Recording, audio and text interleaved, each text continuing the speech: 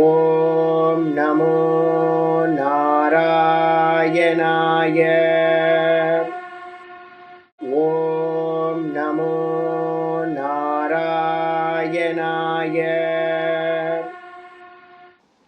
ஓம் பூர்ணமதః பூர்ணமிதம் பூர்ணாத் பூர்ணமுதச்யதே பூர்ணஸ்ய பூர்ணமாதாய பூர்ணமேவாவசிஷ்யதே.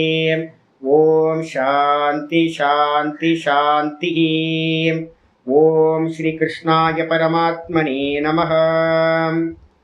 நாராயணம் நமஸ்கிருத்ய நரம் சைவ நரோத்தமம் தேவீம் சரஸ்வதீம் வியாசம் ததோ ஜயமுதீரயேத். ஓம் சுக்லாம்பரதரம் விஷ்ணும் சசிவர்ணம் சதுர்புஜம் பிரசன்னவதனம் த்யாயேத் சர்வவிக்னோபசாந்தயே. வியாசம் வசிஷ்டநப்தாரம் சக்தே பௌத்திரமகல்மஷம் பராசராத்மஜம் வந்தே சுகதாதம் தபோநிதிம். व्यासाय विष्णुरूपाय व्यासरूपाय विष्णवे नमो वै ब्रह्मनिधये वासिष्ठाय नमो नमः. अविकाराय शुद्धाय नित्याय परमात्मने सदैकरूपरूपाय विष्णवे सर्वजिष्णवे. यस्य स्मरणमात्रेण जन्मसंसारबन्धनात् विमुच्यते नमस्तस्मै विष्णवे प्रभविष्णवे. ॐ नमो विष्णवे प्रभविष्णवे. ॐ नारायणं महाज्ञेयं विश्वात्मानं परायणं नारायणपरो ज्योतिरात्मा नारायणपरः. नारायणपरं ब्रह्मतत्त्वं नारायणपरः. नारायणपरो ध्याता ध्यानं नारायणपरः. यच्च किञ्चित् जगत् सर्वं दृश्यते श्रूयतेऽपि वा अन्तर्बहिश्च तत्सर्वं व्याप्य नारायणस्थितः. ऋतगुं सत्यं परं ब्रह्म पुरुषं कृष्णपिङ्गलम् ऊर्ध्वरेतं विरूपाक्षं विश्वरूपाय वै नमः.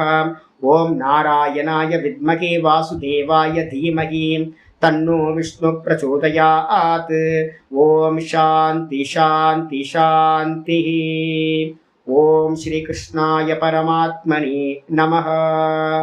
ஓம் ஹரி ஓம். 60வது ஸ்லோகத்திலிருந்து 63 வரைக்கும் வாசிச்சு.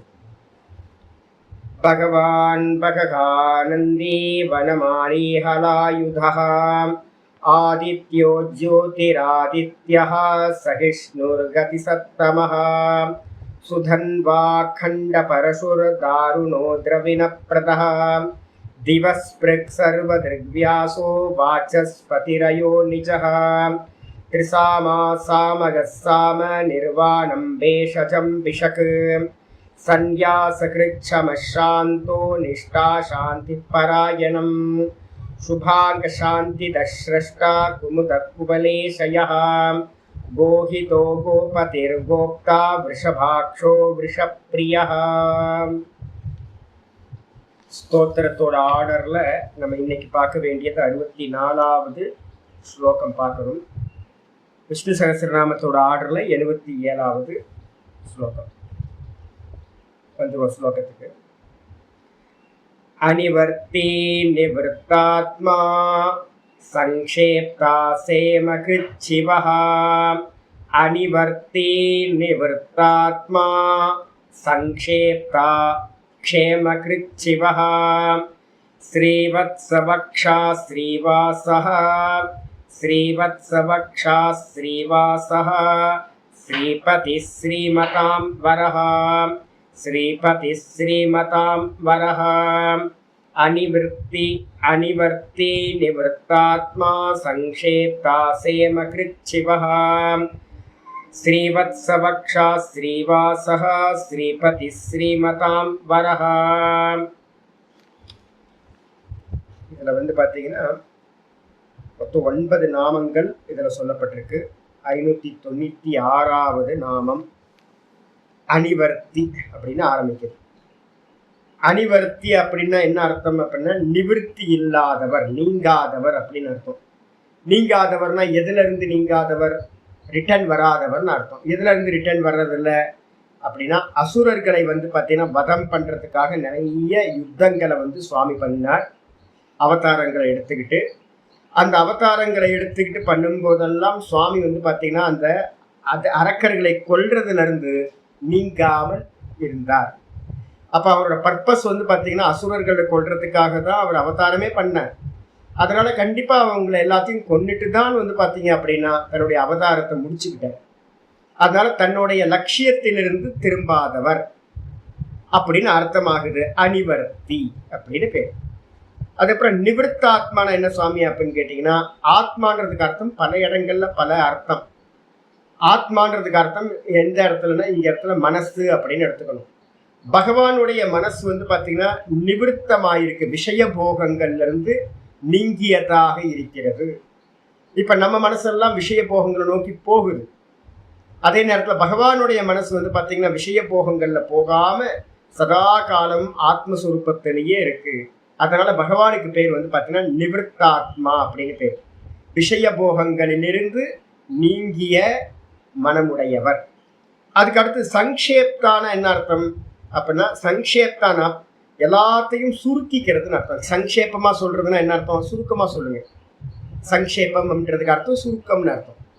அப்போ சங்கேப்தா அப்படின்னா என்ன அர்த்தம்? சுருக்கி கொள்பவர். சுருக்கி கொள்பவர்னா என்ன அர்த்தம்? சங்கிரக காலத்துல, சம்ஹார காலத்துல, இந்த பிரளய காலத்துல வந்து பாத்தீங்கன்னா பகவான் வந்து என்ன பண்றாரு அப்படின்னா தன்னிடத்திலேயே இந்த மொத்த பிரபஞ்சத்தையும் தன்னிடத்துல சுருக்கிக்கிறார், லயம் செய்து கொள்கிறார். அதனால அவருக்கு என்ன பேரு அப்படின்னா சங்கேப்தான்னு பேர். க்ஷேமகிருத்து அப்படின்னு அடுத்த பேரு. க்ஷேமகிருத்து அப்படின்னா என்ன அர்த்தம்?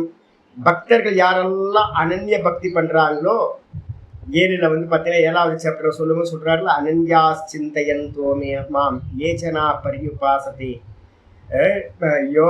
நித்யாபியுக்தானம் யோகக்ஷேமம் வகாம்யகம். யோகக்ஷேமம் அப்படின்னு பேர்.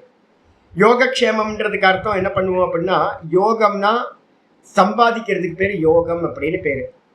நம்ம வந்து பார்த்தீங்கன்னா பிஸ்னஸ் பண்ணுறோம், பணம் சம்பாதிக்கிறோம், அதுக்கு எல்லாத்துக்கும் பேர் என்ன பேர் அப்படின்னா யோகம். இல்லாததை அடைதல், அப்பிராப்தஸ்ய பிராப்திகி, யோகம்னு பேர். சரி, வந்ததை வந்து பார்த்தீங்கன்னா கிரகஸ்தாசிரமத்தில் வந்து பார்த்தீங்கன்னா வந்தது இருக்கணும்ல. கொள்ளையடிச்சிட்டு போயிட்டாங்கன்னா, இல்லை வந்து பார்த்தீங்கன்னா நமக்கு வந்து சேர்த்து வச்சாதானே வந்து ஃபேமிலி ரன் பண்ண முடியும், அடுத்தடுத்த சந்ததிக்கும் போய் சேரும். அப்போ அதை வந்து பார்த்தீங்கன்னா என்ன சொல்லுவோம் அப்படின்னா க்ஷேமம்னு பேர். வரவு வந்ததை வந்து பார்த்தீங்கன்னா காப்பாற்றுற ரக்ஷணம், காப்பாற்றிக்கிறதுக்கு பேர் க்ஷேமம் அப்படின்னு அர்த்தம். அப்போ அந்த க்ஷேமத்தை யாரு பண்றா அப்படின்னு கேட்டிங்கன்னா, நம்ம எல்லாத்தோட கர்ம பலனுக்கு ஏற்ற மாதிரி பகவான் தான் வந்து பார்த்தீங்கன்னா பாதுகாப்பு கொடுக்குறாரு. அதை நம்ம வந்து பார்த்தீங்கன்னா அனன்ய சிந்தனை பண்ணிக்கிட்டு இருந்தோம்னு வச்சுங்க, சதா ஈஸ்வர சிந்தனையிலே இருக்கணும், நம்ம கவலைப்படவே வேணாம், செக்யூரிட்டியா இருந்து பகவான் பார்த்துப்பார். அதனால பக்தர்களுடைய செல்வங்களை எல்லாத்தையும் காப்பாற்றுறவருக்கு பேரு க்ஷேமகிருத் அப்படின்னு பேர். ஃப்ரீயா விசிராந்தியா இருக்கலாம், பகவான் பார்த்துப்பார், என்னோட செக்யூரிட்டி கார்டு அவர் தான் அப்படின்னு ஃப்ரீயா இருந்துக்கலாம், லாக்கர் அவர் தான். அதுக்கு மட்டும் இந்த சிவகான்னு பேர். சிவக அப்படின்றதுக்கு அர்த்தம் சிவம் அப்படின்னா சிவம் அத்வைத்தம் அப்படின்னு பேர். எது சுவாமி சிவம் அப்படின்னு கேட்டீங்கன்னா அத்வைத்த ஸ்வரூபம் தான் சிவம், மங்களம் அப்படின்னு அர்த்தம். நமக்கு எல்லாத்துக்கும் மோட்சம் கொடுக்கக்கூடியது வெறும் நிர்குண நிராகாரமா இருக்கக்கூடிய அத்வைத்தம்.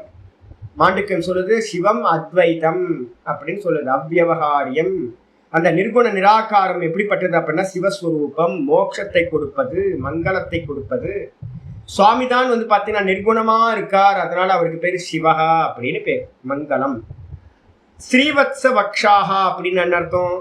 நம்ம வந்து பார்த்தீங்கன்னா ஸ்ரீவத்ஸ சின்னம் வந்து நான் ஏற்கனவே உங்களுக்கு குரூப்ல போட்டு விட்டுருக்கேன்.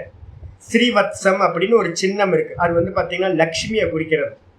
அதை வந்து பார்த்தீங்கன்னா சுவாமி என்ன பண்ணியிருக்காரு அப்படின்னா, எப்போவாவது நீங்கள் திருமேனியை வந்து அபிஷேகம் பண்ணும்போது பார்த்தீங்க அப்படின்னா நிறைய விக்கிரகங்களில் பண்ணும்போதே என்ன பண்ணுவாங்க அப்படின்னா ஆர்டர் பண்ணி சிற்பிட்ட சொல்லும் போதே இந்த ஸ்ரீவத்ச சின்னத்தை பொறிச்சு தான் வாங்குவாங்க.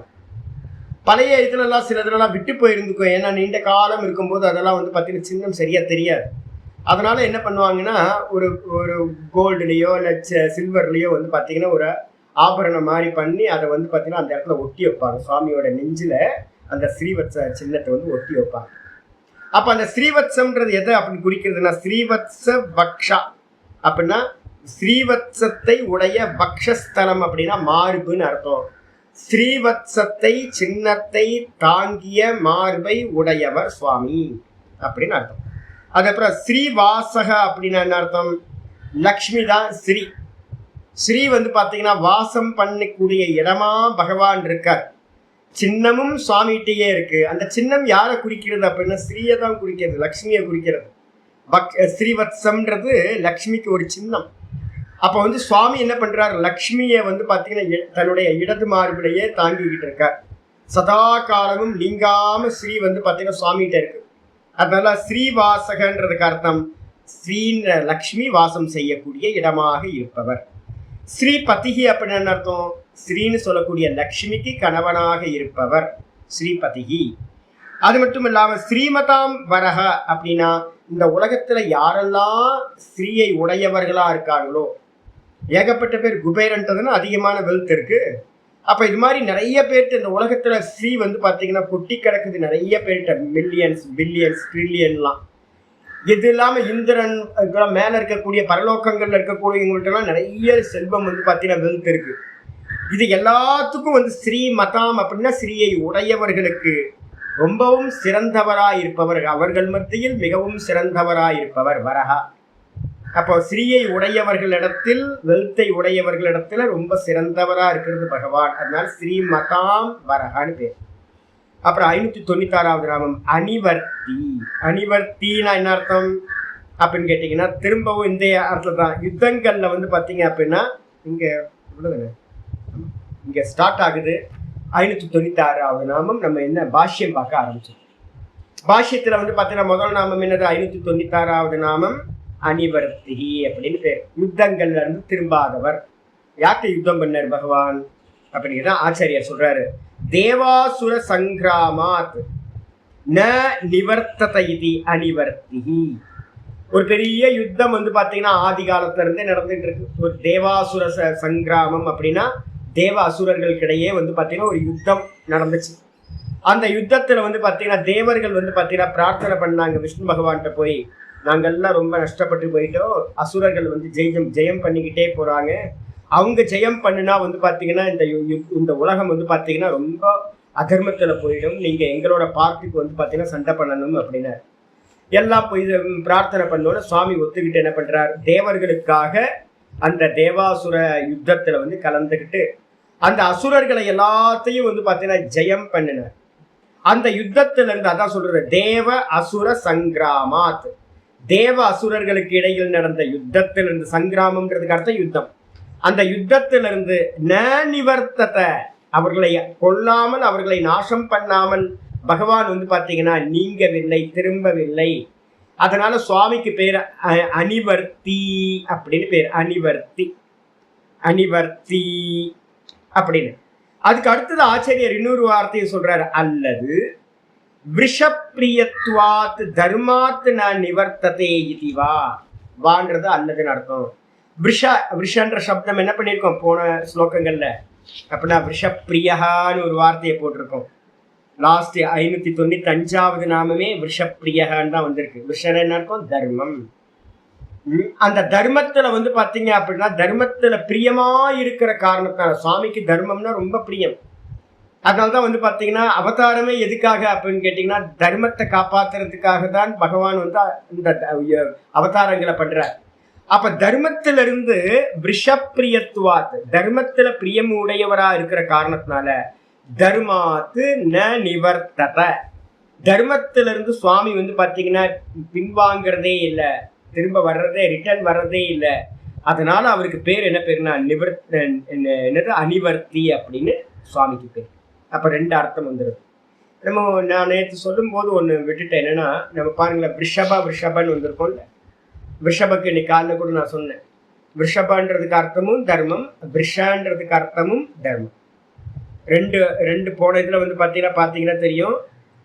594வது நாமம் விஷபாக்ஷகன்று. விஷப அக்ஷக, தர்மத்தையே பார்வையாக உடையவர். அதுக்கு அடுத்த நாமம் வந்து விஷப்பிரியக. விஷப விஷ ரெண்டுத்துக்கும் பா தான் வித்தியாசம். விஷபால பா இருக்கு, விஷால பா இல்லை. அப்ப ரெண்டுத்துக்குமே அர்த்தம் என்ன அப்படின்னு கேட்டீங்கன்னா ரெண்டுத்துக்குமே அர்த்தம் வந்து பாத்தீங்கன்னா தர்மம் அப்படின்னு அர்த்தம். அப்ப எங்கெல்லாம் நீங்க நந்திய பாக்குறீங்களோ, அதனால நான் காலைல சொன்னேன் என்ன பண்ணும் அப்படின்னு கேட்டீங்கன்னா, கோயில் காலம் இருக்குல்ல, கோயில் காலம் வந்து பாத்தீங்கன்னா நாங்க ரோட்ல அடிக்கடி பார்த்துக்கிட்டே இருப்போம். இந்த கோயில் காலம் வந்து பாத்தீங்கன்னா பேக்ல போகுமா, பேக்ல போகுது. லாரி வந்தாலும் சரி, யானை வந்தாலும் சரி, எது வந்தாலும் முன்னாடி தான் போகும். தர்மம் இந்த இது பார்த்தீங்கன்னா தர்மத்தோட சுரூபம் அந்த ரிஷபம் அப்படின்னு சொல்லக்கூடிய காளை. பகவான் பார்த்தீங்கன்னா எதுல ஆரூடம் பண்றார் சிவபெருமான் அப்படின்னு கேட்டா ரிஷபாரூடக அப்படின்னா என்ன அர்த்தம் அப்படின்னா, காலையில சொல்லும் போது என்ன மீனிங் பார்த்தோம்?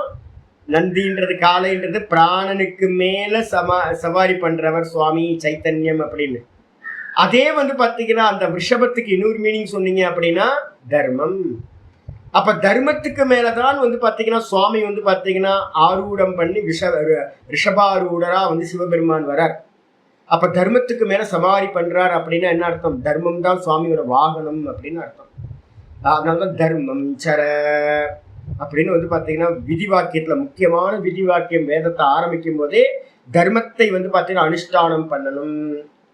அந்த தர்மத்தை அனுஷ்டானம் பண்றது மூலமா தான் பார்த்தீங்கன்னா அந்த பகவானை பார்த்தீங்கன்னா நம்ம பிராப்தி பண்ண முடியும் அப்படின்னு ஆச்சாரியார் சொல்றாரு. தெளிவா இங்க சொல்றார், தர்மத்திலிருந்து பகவான் பார்த்தீங்கன்னா நீங்குவதே இல்லை. அதனால சுவாமிக்கு பேர் பார்த்தீங்கன்னா அனிவர்த்தி அப்படின்னு பேர். அனிவர்த்தி. 597வது நாமம் நிவர்த்தாத்மா அப்படின்னு பேர். நிவர்த்தாத்மனா என்ன சுவாமி அப்படின்னு கேட்டீங்கன்னா, ஸ்வபாவத்தோ விஷயேபியோ நிவர்த்த ஆத்மா மனோ அஸ்ய இது நிவர்த்தாத்மா. ஆச்சாரியார் பார்த்தீங்கன்னா ரொம்ப தெளிவா சொல்றாரு. அவரோட மனசு எப்படிப்பட்டது சுவாமியோட மனசு அப்படின்னா, சுவாவமாவே அவரோட நேச்சரே பார்த்தீங்கன்னா என்ன அப்படின்னு கேட்டீங்கன்னா, விஷயேபியோ நிவர்த்த, விஷயங்கள்ல போகாம. அதாவது நம்ம சிவபெருமான் பார்த்தீங்க அப்படின்னா உட்கார்ந்து தியான போஸ்லயே இருப்பார். விஷ்ணு பகவான் பார்த்தீங்கன்னா பார்க்கடல்ல படுத்திருப்பார். ஆனா கண்ணை திறக்காம ஆனந்தமா தூங்கிட்டு இருக்கார். இது தூங்கிட்டு இருக்காருன்னு என்ன, அதுக்கு பேர் யோக நித்ரா அப்படின்னு அதுக்கு சொல்லுவோம். சுவாமி சதா காலமும் பார்த்தீங்கன்னா யோக நித்ரையிலேயே இருக்கார். சிவபெருமானும் பார்த்தீங்கன்னா சதா யோக நித்ரையிலேயே இருக்கார். என்ன யோக நித்திரனா என்ன சுவாமி அப்படின்னா, அந்தர்முகமா தன்னுடைய சொரூபத்திலேயே சதா நிக்கிறது. ததா திரஷ்டுகு சொரூபி அவஸ்தானம் சொல்றோம்ல, சொரூப அவஸ்தானம். தானிலேயே நிக்கிறது தான் பார்த்தீங்கன்னா அங்க யோக நித்ரான்னு பேர். அப்ப என்ன அர்த்தம்? மனசு வெளிமுகமா இருக்கா அப்படின்னு கேட்டீங்கன்னா, இந்த கிரியேஷன் என்ன வேணா நடந்துக்கிட்டோம் அப்படின்னு இதோட சம்பந்தமே இல்லாம இருக்கார் சுவாமி.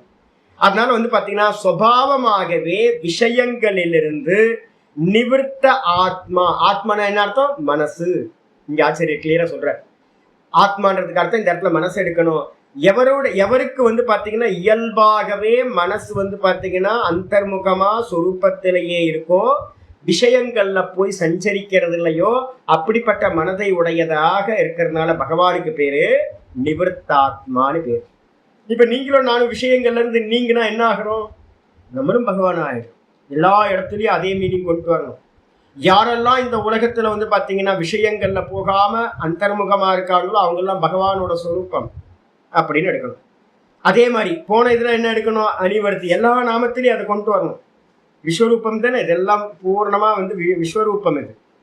அப்ப அனிவர்த்தின்றதுக்கு அர்த்தம் யாரெல்லாம் தர்மத்திலிருந்து பின்வாங்காம தர்மத்தை பண்றாங்களோ அவங்கெல்லாம் ஈஸ்வர சுரூபமா விஷ்ணுவோட சுரூபமா இருக்காங்கன்னு அர்த்தம். தர்மத்திலிருந்து காம்ப்ரமைஸ் பண்ணவே பண்ணக்கூடாது. அதுக்கு அடுத்து ஆச்சாரியர் சொல்றாரு என்னன்னு கேட்டீங்கன்னா, 598வது நாமம் சங்கேப்தா. சங்கேப்தனா என்ன அர்த்தம் சுவாமி அப்படின்னா, பிரளய காலத்துல எல்லாத்தையும் தன்னிடத்துல லயம் பண்ணிக்கிறவர் தான். எங்க பிரளய காலம் எங்க போவீங்க? டெய்லி பிரளய காலத்துக்கு எங்கேயாவது போவீங்களா? நமக்கு எப்படி தெரியும் எத்தனை கோடி வருஷங்கள் ஆச்சுன்னு நமக்கு தெரியவே தெரியாது. இந்த பூமி எப்போ வந்துச்சுன்னு தெரியாது, எப்போ லயம் அடையும்னு தெரியாது. அப்ப நித்திய பிரளயம் என்னது? நம்ம டெய்லி தூங்குறது தான் நித்திய பிரளயம். அப்ப நித்திய பிரளயத்துல பாத்தீங்கன்னா என்ன ப்ராசஸ் நடக்குது அப்படின்னு கேட்டீங்கன்னா, எல்லாம் பாத்தீங்கன்னா இந்த மொத்த லோகமும் இந்திரியங்கள்ல லயமாகுது. இந்திரியங்கள் எல்லாம் மனசுல லயமாகுது. மனசு புத்தியில லயமாகுது. புத்தி பிராணனிடத்துல லயமாய் நிற்குது. அப்ப பிராணனுக்கு பேர் தான் பாத்தீங்க அப்படின்னா என்ன பேரு அப்படின்னு கேட்டீங்கன்னா, ஹிரண்ய கர்ப்பர். அவர் தான் ஈஸ்வரனா இருக்கார். அவரிடத்துலதான் எல்லாம் பாத்தீங்கன்னா லயமாயி பிரளய காலத்துல பாத்தீங்கன்னா எல்லாம் லயமாயி நிக்குது. அப்ப பாத்தீங்கன்னா பிரஷ்ன உபநிஷத்துல பாத்தீங்கன்னா கேள்வி கேட்குது, ரெண்டாவது பிரச்சனத்துல கேக்குது, யாரு வந்து பாத்தீங்கன்னா இந்த வேக்கப் ஆகி நிக்கிறா? ரெண்டாவது பிரச்சனமா நாலாவது பிரச்சனம், யாரு வந்து பாத்தீங்கன்னா தூங்கிக்கிட்டு இருக்கிற காலத்துல வந்து பாத்தீங்கன்னா யாரு வேக்கப்ல இருக்கா அப்படின்னு. நம்ம எல்லாம் லயம் அடையுதுன்னு சொல்றோம், ஒன்னே ஒண்ணு மட்டும் லயமாகாம இருக்குது, இந்த பிராணன் லயமாகாம இருக்கு. தூக்கத்துல பிராணன் போயிட்டு இருக்கு. பிராணன் லயமாச்சுன்னு என்ன அர்த்தம்? போயாச்சுன்னு அர்த்தம், கிளம்பியாச்சுன்னு அர்த்தம். பிராணன் லயமாகிறது இல்லை, பிராணன் கிளம்பிடும், அடுத்த சரீரத்துக்கு போயிடும். அப்ப பிராணன் இடத்துல தான் வந்து பாத்தீங்கன்னா இது எல்லாம் போய் லயமாகுது. ஏகோ தேவதா பிராணோ தேவதா ஹிரண்ய கர்ப்பா.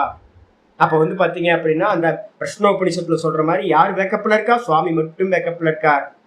எப்படி எல்லாம் தூக்கத்துல போய் லயமாகுதோ அதே மாதிரி பிரளய காலம் டோட்டல்ல எடுத்துங்க. டோட்டல்ல வந்து பாத்தீங்கன்னா ஹிரண்ய கர்ப்பர் இடத்துல வந்து பாத்தீங்கன்னா இது மொத்த பிரபஞ்சமும் மொத்த ஜீவராசிகளும் வந்து பாத்தீங்கன்னா லயத்தை அடைந்து அது பாட்டுக்கு ஈஸ்வர சுரூபமா இருக்கு, ஆனந்தமா இருக்கும். அதுக்கப்புறம் திரும்ப கிரியேஷன் ஸ்டார்ட் ஆகுது. அப்ப சுவாமிகிட்ட தான் லயமாகுது, சுவாமிகிட்ட இருந்தான் வெளியில வருது.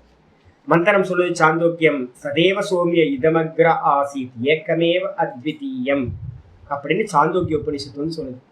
இந்த ஜெகத்தை நம்ம பார்க்குறோமே, இந்த ஜெகத் வந்து பார்த்தீங்கன்னா உற்பத்தி ஆகிறதுக்கு முன்னாடி எப்படி சுவாமி இருந்துச்சு அப்படின்னா வெறும் சத்தத்துவமா இருந்துச்சு. சத்துனா யாரு? பகவான் வந்து சத்தத்துவமா இருந்தார், எந்த கிரியேஷனும் இல்லை. அப்ப திரும்ப வந்து பாத்தீங்கன்னா சிருஷ்டி காலத்துல சுவாமிகிட்ட இருந்துதான், இந்த சத்துல இருந்துதான் இந்த மொத்த உலகமும் வந்து பாத்தீங்கன்னா வெளிப்பட்டது. இப்ப யார்கிட்ட இருக்கு அப்படின்னு கேட்டீங்கன்னா சுவாமிக்கு மேலதான் இந்த ஜெகத் வந்து ஜீவ ஜெகத் இருக்கு. திரும்பவும் வந்து பாத்தீங்கன்னா லயத்தை அடையும் போது பிரளய காலத்துல திரும்பவும் என்ன ஆகும்னா சுவாமிகிட்டயே போய் இந்த மொத்த பிரபஞ்சமும் லயத்தை அடைஞ்சு சுவாமி மட்டும் வெறும் சத்தா இருப்பார். அதனால வந்து பாத்தீங்கன்னா அவருக்கு என்ன பேரு? யார் பண்றாத அப்படின்னா சங்கேப்தான என்ன அர்த்தம்? பிரளய காலத்துல இந்த மொத்த ஜெகத்தையும் ஜீவர்களையும் தன்னிடத்துல சுருக்கிக்கிறதுனால சுவாமிக்கு பேரு சங்கேப்தான்னு பேரு. அடிச்சா பாஷித்துக்கு வந்தது. விஸ்ருதம் விஸ்திருத்தம், விஸ்திருத்தம் விஸ்திருத்தம்னா விஸ்தாரம்னு அர்த்தம். ரொம்ப விரிஞ்சு இருக்கக்கூடிய இந்த ஜெகத், இந்த ஜெகத் எப்படிப்பட்டது? நம்ம பாக்குறது இல்ல.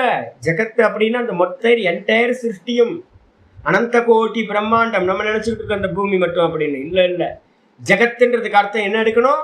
விரிஞ்சு பறந்து விரிஞ்சிருக்கிற 7 லோக்கங்களும் வந்து பாத்தீங்க அப்படின்னா ஜெகத் என்ற சப்தத்துல குறிக்கப்படுது.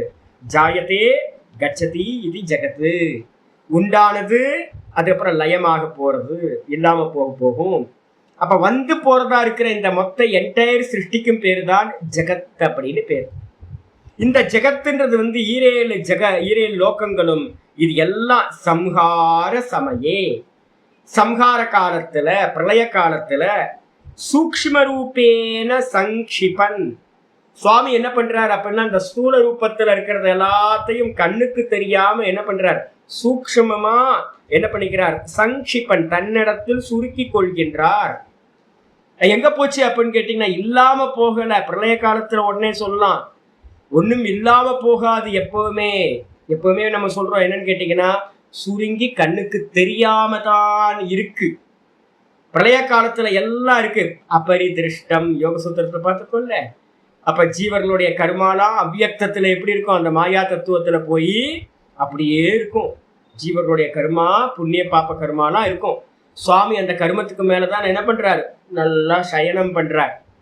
அதனால வந்து பாத்தீங்கன்னா ஜீவர்களுடைய எல்லா ஜீவர்களும் கர்ம ரூபத்துல சூக்ஷ்மமா சுவாமியின் இடத்துல சுருங்கி போய் நிற்போம். அந்த சுருக்கிக்கிறவர் யாரோ அவருக்கு பேர் வந்து பார்த்தீங்கன்னா சங்கேப்தான்னு பேரு சுவாமிக்கு பேர்.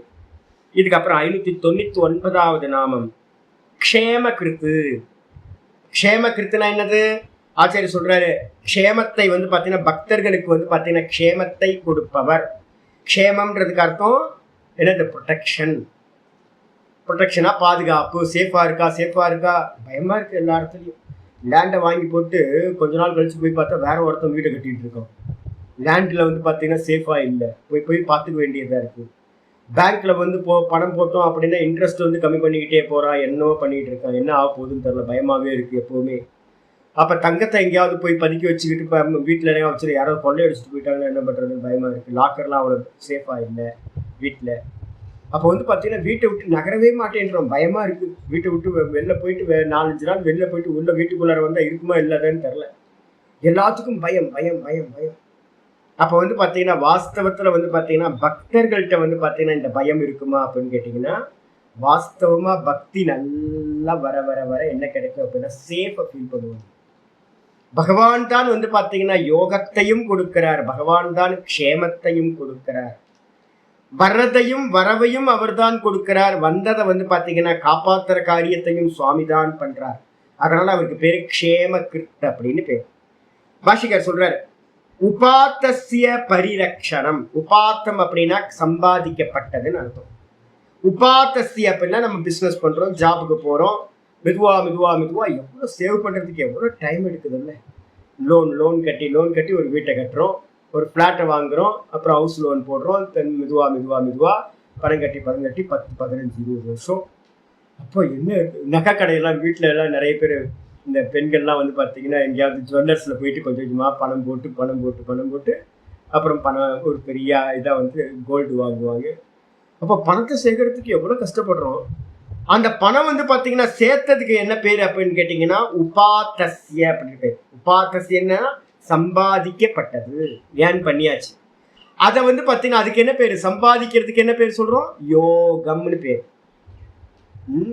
அப்பிராப்தஸ்ய பிராப்தி. நம்ம என்ன சம்பாதிச்சோம் அப்படின்னா அதுக்கு பேர் வந்து பாத்தீங்கன்னா யோகம். அதே யோகத்துல சம்பாதிச்சதை வந்து பாத்தீங்கன்னா யார் வந்து பாத்தீங்கன்னா பரிரக்ஷணம்.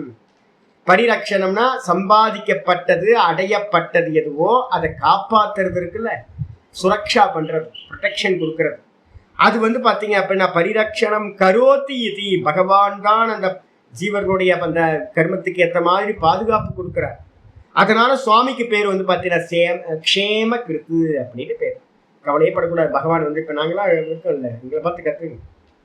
நாங்கள் டம்ப அடிக்கிறதுக்காக உங்கள்கிட்ட எல்லாம் சொல்றது இல்லை. நான் சொல்றது எதுக்கு அப்படின்னு கேட்டிங்கன்னா இந்த காலத்திலையும் எந்த காலத்திலையும் இருக்க முடியும். முன்னாடியும் பெரியவங்களாம் இருந்தாங்க, இப்போவும் பக்தி இருக்கிறவங்கெல்லாம் இருக்காங்க.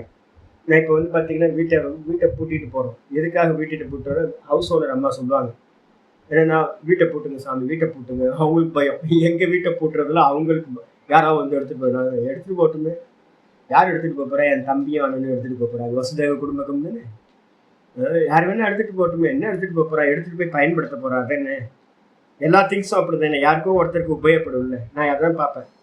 ஒரு எந்த பொருள் வேணா யார் வேணாலும் எடுத்துக்கலாம். இந்த மொத்த லோக்கமும் வந்து பார்த்தீங்கன்னா யூஸ் பண்ணுறதுக்காக நான் யூஸ் பண்ணுவேன், இல்லை இன்னொருத்தன் என்னோட தம்பியும் அண்ணனும் யூஸ் பண்ண போகிறாங்க. அதுதான் நாங்கள் ரிஷிகேஷ்லாம் என்ன பண்ணுவோம் தெரியுங்களா, ஆசிரமங்கள் தானே, எந்த ஓப்பனில் தான், கதவை கூட பூட்ட மாட்டோம், கதவே இருக்காது நிறைய இடத்துக்கு. என்ன அப்படின்னு கேட்டிங்கன்னா விசிராந்தியாக இருப்போம். என்னென்னா எது இருக்கணுமோ அது இருக்கும், எது போகணுமோ அது போயிடும். நீங்கள் என்னதான் பாதுகாத்தாலும் போகணும்னு இருக்கிறது யாராலும் தடுக்க முடியாது, போயிடும். ஃபர்ஸ்ட் தாட் வந்து பார்த்தீங்கன்னா ஒரு வாட்டி என்ன பண்ண, வண்டி வந்து பார்த்தீங்கன்னா ஒருத்தன் திருடிட்டு போயிட்டான். ஃபர்ஸ்ட் தாட் வந்து பார்த்தீங்க அப்படின்னா என்ன வந்துச்சு, ஐயோ வண்டி போச்சா அப்படின்னு ஒரு பதற்றம். அடுத்து போட்டோம், போகணுன்னு இருந்தால் போதான் போகுது, எடுத்துகிட்டு போட்டோம், எவனோ ஒருத்தன் ஓட்ட போகிறான்ல வண்டியை, அவ்வளோதான், ரொம்ப சாந்தமாயிடுச்சு. எப்போ நீங்கள் அந்த தாட்டு வரலையோ அப்போ என்ன ஆகும்னு கேட்டிங்கன்னா பதறி போய் ஐயோ டென்ஷன் ஆகி எல்லாத்தையும் பிளேம் பண்ணி அப்புறம் போலீஸ் ஸ்டேஷன் அங்கே இங்கெல்லாம் போய் டென்ஷன் ஆகி நம்ம வந்து பார்த்தீங்கன்னா வண்டி வராது, வண்டி போனது தான். நம்ம என்ன பண்ணுவோம், பதற்றத்தில் வந்து பார்த்தீங்கன்னா ஐயோ போச்சே. அப்போ வந்து பார்த்தீங்கன்னா சுவாமி மேலே வந்து நல்ல திருட விசுவாசம் இருக்குது அப்படின்னு கேட்டிங்கன்னா யோகக்ஷேமத்தை கொடுப்பவர் வந்து பார்த்தீங்கன்னா யாரு, சுவாமி. என்ன பண்ணியிருக்கா அப்படின்னு கேட்டிங்கன்னா கீதாவில் சொல்லும்போது அனன்யா சிந்தயந்தோமாம் ஏ ஜனா பரியுபாசதே.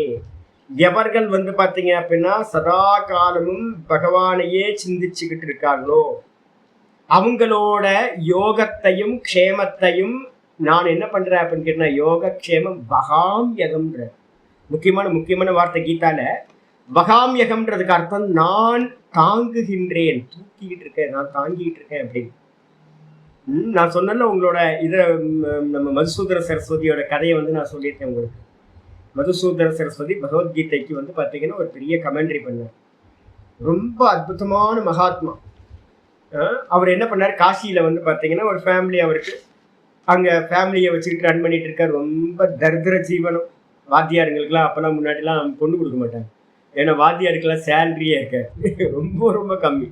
பூர்வாசிரமத்தில் என்னோட அப்பா கொஞ்ச நாள் வாத்தியாராக இருந்தார். அதுக்கப்புறம் பொண்ணே கிடைக்கலையும். அதுக்கப்புறம் போடா அப்படின்ட்டு வந்து பார்த்தீங்கன்னா வேற ஜாபுக்கு வந்து சென்ட்ரல் கவர்மெண்ட் ஜாபுக்கு மாறிட்டார். முன்னாடி வாத்தியாருக்கு சேலரியே கிடைக்காது, இப்பெல்லாம் வாத்தியாருக்குலாம் ரொம்ப அதிக சேலரி. அப்ப மதுசூதன சரஸ்வதிக்கு வந்து பார்த்தீங்கன்னா மகா தரித்திரமா இருக்கும்போது அவர் என்ன பண்றாரு, பகவத்கீதைக்கு வந்து பார்த்தீங்கன்னா ஸ்லோகத்துக்கு வியாக்கியானம் பண்ணிட்டு இருக்காரு. வியாக்கியானம் பண்ணும்போது இந்த கீதால இருக்கிற இந்த ஸ்லோகம் இருக்குல்ல, என்னது 7:21 ஏதோ ஸ்லோகம் இல்லை, அனன்யாஸ் சிந்தையந்தோ மாம் ஏ ஜனா பரியுபாசதே, 9:22 9:22 அந்த ஸ்லோகத்துக்கு வியாக்கியானம் பண்றார். உட்கார்ந்து வியாக்கியானம் பண்ணும்போது இவருக்கு வீட்டுல தரித்திரம்.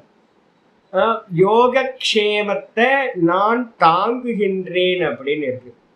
நான் தாங்குறேன் அப்படின்னா என்ன அர்த்தம்? ட்ரெயின்ல ஏறிட்டோம்னா ட்ரெயின் நம்மளை டிராவல் பண்ணி முடிகிற வரைக்கும் ட்ரெயின் தான் நம்மளை வந்து என்ன பண்ணுது, தாங்கிட்டு கொண்டு போகுது. அது மாதிரி ஜீவனம் ஆரம்பிச்சதுல இருந்து ஜீவனம் முடிகிற வரைக்கும் என்ன இருக்கு, பகவான் தான் யோகக்ஷேமத்தை ஒவ்வொருத்தரோட கர்மத்துக்கு ஏற்ற மாதிரி யோகத்தையும் க்ஷேமத்தையும் பண்றார். அப்படின்னா இந்த ஸ்லோகம் வந்து பார்த்தீங்க அப்படின்னா நம்ம கைவிட்டு இருக்க கூடாது. பகவான் வந்து நம்மளை கைவிட்டாரே, இவ்வளோ தரித்திரத்தில் இருக்கமே, நம்ம சதா காலமும் வந்து சுவாமியவே நம்ம நினைச்சுக்கிட்டு இருக்கோம். சாமிக்கான கீதையை வந்து பார்த்தீங்கன்னா வியாக்கியானம் பண்ணிட்டு இருக்கோம். மிக தரித்திரம் வந்துருச்சு இப்போ நமக்கு. அதனால வந்து எங்கேயோ அர்த்தம் மாறி போயிருக்கு. ஏன்னா மேனுஸ்கிரிப்ட்ல தானே முன்னாடிலாம் வந்துகிட்டே இருக்கும், எழுதி எழுதி எழுதி படி எடுத்துக்கிட்டே வருவாங்க. இப்போ ஜெராக்ஸ் போடுற மாதிரி அப்போல்லாம் வந்து பார்த்தீங்க அப்படின்னா ஸ்கேன் பண்ணுற மாதிரி அப்போ வந்து படி எடுக்கிறதுன்னு சொல்லுவாங்க. இன்னொருத்தர் எழுதி தான் வரணும். அப்போ வகாம்யகம் அப்படின்னா தாங்குகின்றேன் அப்படின்னு அர்த்தம். சுவாமிக்கு எங்கேயோ தப்பு நடந்திருக்கு, அதனால அவர் என்ன பண்ணார் அப்படின்னா அதை அடிச்சுட்டு ததாம்யகம் அப்படின்னு எழுதிட்டார். ததாம்யகம்னா நான் யோகத்தையும் க்ஷேமத்தையும் கொடுக்கின்றேன் அப்படின்னு. தாங்கிறதுக்கும் கொடுக்கறதுக்கும் டிஃப்ரென்ஸ் இருக்கு. அம்மா குழந்தைய எடுத்து மடியில இடுப்புல வச்சுக்கிட்டு வேலையெல்லாம் செய்யறாங்க, அது தாங்கிறது. கொடுக்கறதுனா என்ன அர்த்தம்? அம்மா தனியா இருப்பாங்க, குழந்தை தனியா இருக்கும், வேணுங்கிற டைம் பிஸ்கட்டையும் பாலையும் எடுத்து தனியா கொடுக்கறது. அப்ப ரெண்டுத்துக்கும் இதுக்கு மடியில தாங்கிறதுன்னு ஒண்ணு, தனியா விட்டுட்டு கொடுக்கறதுன்னு ஒண்ணு. சில சமயம் அம்மா என்ன பண்ணுவாங்க, வேலையா இருக்கும் போது மறந்துடுவாங்க. அது மாதிரி சுவாமி வந்து பாத்தீங்க அப்படின்னா நம்மளை கொஞ்சம் ஏதோ அவருக்கு ஏதோ பிஸியா இருக்காரு போல இருக்கு, ஏதோ வேலை, அவருக்கு தான் இந்த மொத்த லோகத்தையும் அரசாட்சி பண்ணணுமே, அதனால ஏகப்பட்ட ஜீவர்கள் இருக்காங்க, நம்மளை மறந்துட்டாரு போல இருக்கு. அதனால ததாம்யகம்ன்றதுதான் கரெக்டான வார்த்தை. கொடுக்கின்றார், கொடுக்காமலும் இருக்கலாம். வகாம்யகம்னா என்ன அர்த்தம்? தாங்குறார் அப்படின்னா எப்பவுமே தாங்கிட்டு இருக்காருன்னு அர்த்தம். அப்ப அதை அடிச்சுட்டு ததாம்யகம்னு எழுதிட்டார்.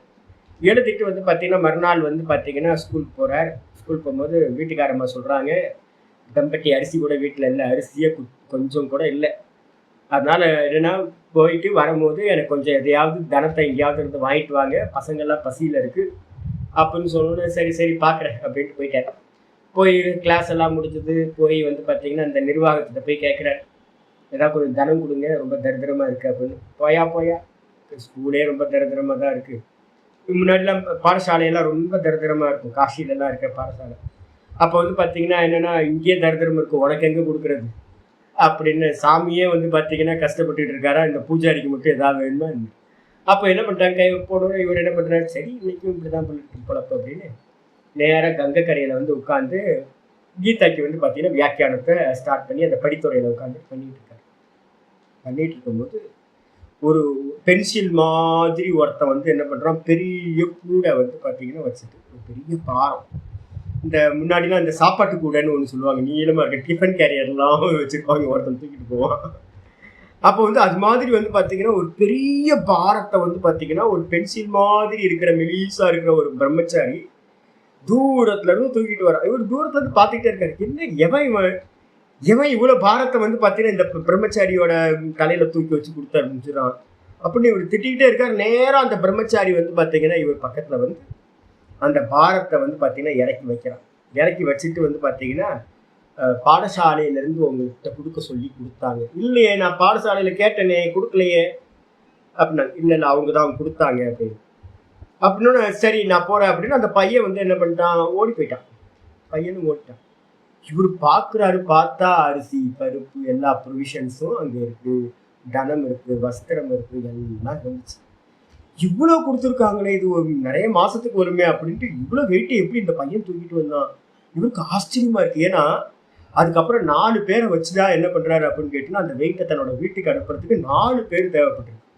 அப்ப 4 பேரோட வெயிட்டை வந்து பாத்தீங்கன்னா ஒரே ஒருத்தன் வந்து பாத்தீங்கன்னா தலையில வச்சு கொண்டு வந்திருக்காரு. இவருக்கு ஆச்சரியமாச்சு, எப்படி இருக்கும் அப்படின்னு கோபத்தோட என்ன பண்றாரு, ஸ்கூலுக்கு திரும்ப வந்து பாத்தீங்கன்னா பாடசாலைக்கு ஸ்கூலுக்கு போறாரு. அவங்கள்ட்ட ஃபைட் பண்றதுக்காக போய் கேட்கிறாரு, நீங்க என்ன காலையில் நான் வந்தப்போ கொடுத்துருக்க வேண்டியதுன்னு ஆளை வச்சு நான் கூட்டு போயிருப்பேன்ல, எடுத்துட்டு போயிருப்பேன்ல, எப்படி நீங்க ஒரு பிரம்மச்சாரிட்ட இவ்வளவு பெரிய வெயிட்டை வந்து எப்படி கொடுத்து அமிச்சிங்க அப்படின்னு கேட்கும்போது, நாங்களா கொடுத்து அமிச்சோம்மா, இங்கேயே தரித்திரம் தாண்டவம் ஆயிட்டு இருக்கு, நீ வந்து பாத்தீங்கன்னா இவ்வளவு கொடுத்த அப்படின்ற, நாங்களாம் யாரையும் அனுப்பவும் இல்லை கொடுக்கவும் இல்லை அப்படின்னு. அப்ப யார் வந்தது அப்படின்னு வந்து இவருக்கு ஒரே, இவர் என்ன பண்றாரு அப்படின்னா, ஐயோ வேற யாருக்காவது போக வேண்டியதை நமக்கு கொடுத்துட்டாங்களோ, ஐயோ நம்ம வேற வீட்டுக்கு அனுப்பிட்டோமே இதை அப்படின்னு அவருக்கு ஒரு மாதிரி கில்ட்டியாவே என்ன பண்றார், வந்து பாத்தீங்கன்னா படுத்து வீட்டுக்கு வந்தார். நல்ல சமையல்லாம் பண்ணி வச்சிருந்தாங்க, ரொம்ப நல்லா சாப்பிட்டு ஆனந்தமா படுத்து தூங்கியாச்சு. தூங்கும் போது வந்து பாத்தீங்கன்னா கிருஷ்ணன் வந்து பாத்தீங்கன்னா சொப்பனத்துல வரான். வந்து சொல்றான், யோகக்ஷேமம் ததாம்யகம் இல்லை, நான் கொடுக்கறது இல்லை, தாங்கிறேனா. ஒருத்தரோட ஜீவனம் ஆரம்பிக்கிறதுல இருந்து முடிகிற வரைக்கும் இருக்கக்கூடிய எல்லா யோகத்தையும் க்ஷேமத்தையும் கர்மப்பன தாத்தாவா இருந்துக்கிட்டு நான் தாங்கிறேன். அந்த முக்கியமா வந்து பாத்தீங்க அப்படின்னா யாரெல்லாம் வந்து அனன்ய பக்தி பண்றாங்களோ அவங்கள ரொம்ப ஸ்பெஷலா நான் தாங்கிறேன் அப்படின்னு வந்து பாத்தீங்கன்னா சொப்பனத்துல வந்து போனோன்னு மறுநாள் காலையில இவருக்கு ரொம்ப சந்தோஷமாயி போச்சு. அந்த ததாம்யகம்னு கரெக்ஷன் பண்ணார்ல, அதை எடுத்துட்டு திரும்பவும் என்ன பண்ணார், யோகக்ஷேமம் பகாம்யகம் அப்படின்னு அவர் திரும்ப ரீரைட் பண்றார். அப்ப என்ன அர்த்தம் அப்படின்னு கேட்டீங்கன்னா, பகவான் வந்து பாத்தீங்கன்னா அவர் தான் யோகக்ஷேமத்தை பார்க்கிறார். நம்ம நினைச்சுக்கிட்டு இருக்கோம் நம்ம பாதுகாக்கிறோம், நம்ம சம்பாதிச்சோம் நம்ம பாதுகாக்கிறோம், ஒரு மண்ணங்கட்டி இல்லை. அதனால வந்து சுவாமி தான் வந்து பாத்தீங்கன்னா பின்னாடி இருந்து எல்லாத்தையும் பண்றார் அப்படின்னு புரிஞ்சுக்கணும். இதுக்கப்புறம் 600வது நாமம், நம்ம 600 பாஸ் பண்றோம் இப்பதான். 600வது நாமம் சிவஹா. சிவம்னா என்ன அர்த்தம், மங்களம். அந்த சிவம்னா மங்களம், மங்களமானவர் அப்படின்னா என்ன அர்த்தம், பாப்பத்தை எல்லாத்தையும் போக்குபவர்னு அர்த்தம். சுவாமி தான் வந்து எல்லாத்தையும் பாப்பங்களை எல்லாத்தையும் போக்கி நமக்கு வந்து பாத்தீங்கன்னா மங்களத்தை தருபவர், மோட்சத்தை கொடுப்பவர். மங்களம் எது, சிவஸ்வரூபம் எது அப்படின்னா மோட்சம்தான் மங்களம். இந்த உலகத்துல வேற எல்லாம் அமங்கலம் தான். அதனால வந்து பாத்தீங்கன்னா சுவாமி வந்து பாத்தீங்கன்னா மங்களஸ்வரூபமா சிவமா இருக்கார்.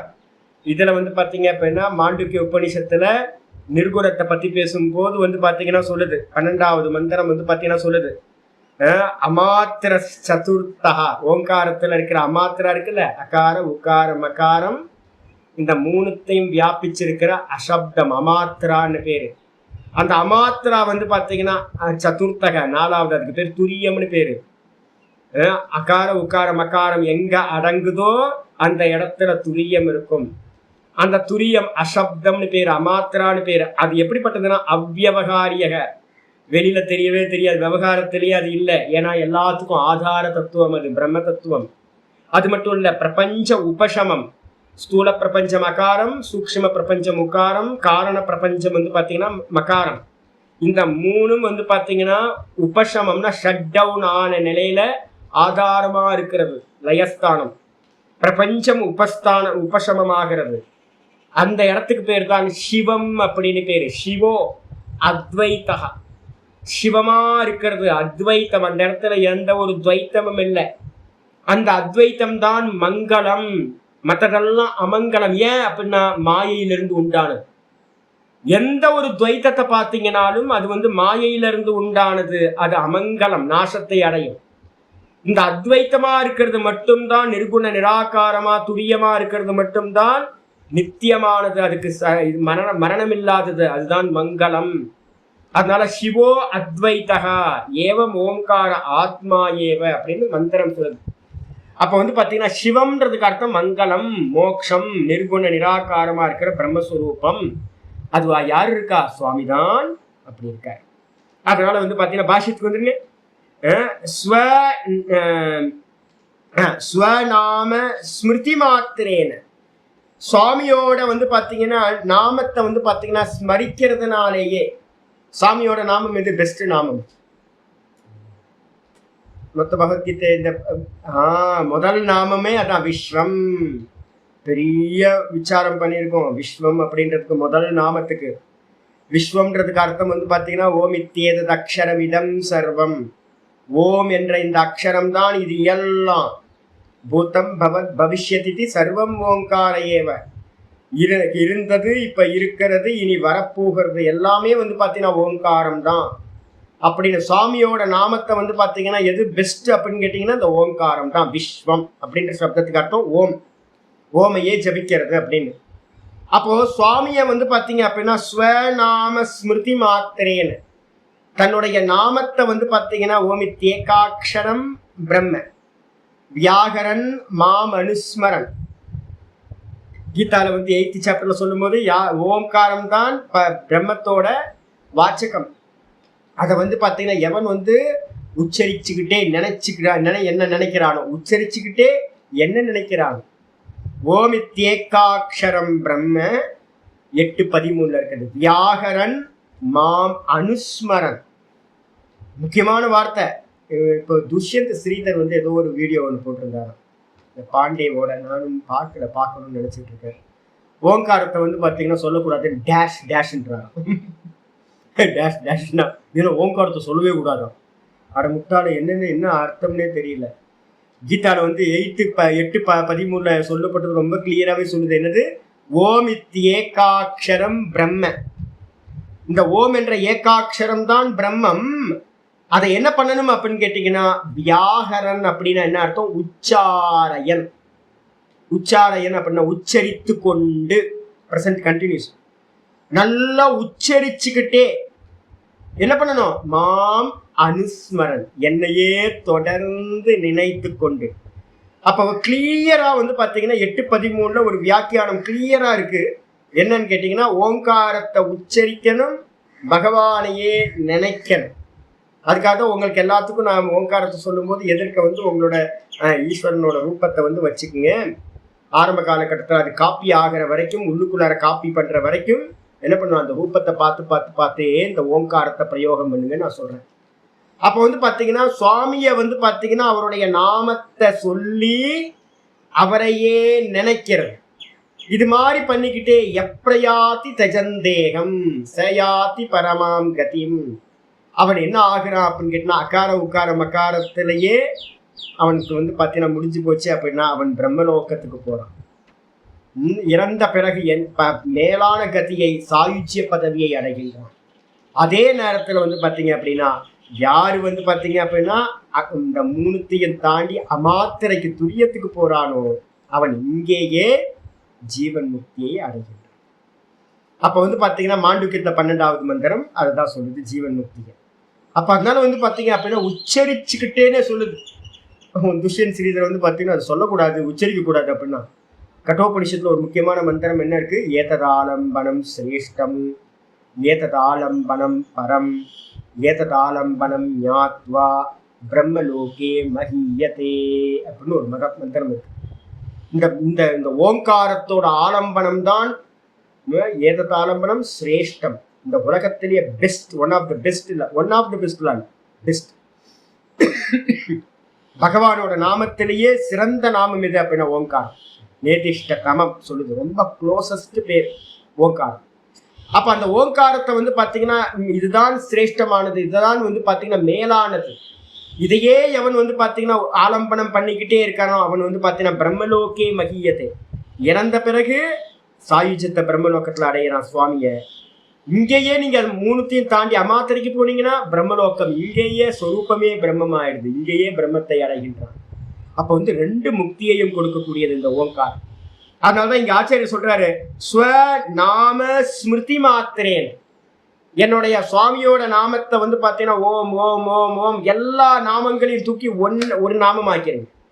விஸ்வம்ன்ற சப்தத்துக்குள்ள கொண்டு வந்துருங்க. மொத்தமும் அனைத்தும்னா என்னது? ஓங்காரம் தான். ஓம் இத்யேதத் அக்ஷரம் இதம் சர்வம்.